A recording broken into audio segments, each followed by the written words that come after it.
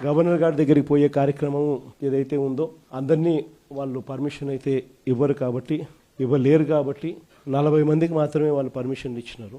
So 40 మంది జిల్లా అధ్యక్షులు, ఎమ్మెల్యేలు, ఎంపీలు వీళ్ళే వాటికి సరిపోతుంది.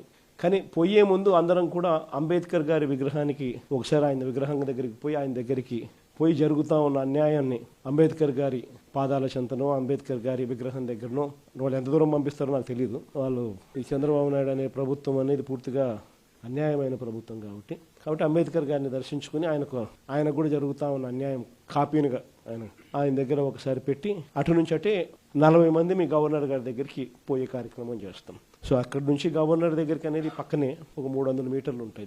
సో అంబేద్కర్ గారి విగ్రహం దగ్గర వరకు అందరం పోదాము. అక్కడ అంబేద్కర్ గారి విగ్రహం దగ్గర మనం పెట్టే మన విన్నపాన్ని పెట్టే కార్యక్రమం ఏదైతే ఉందో అది కూడా అందరం కలిసి చేద్దాము.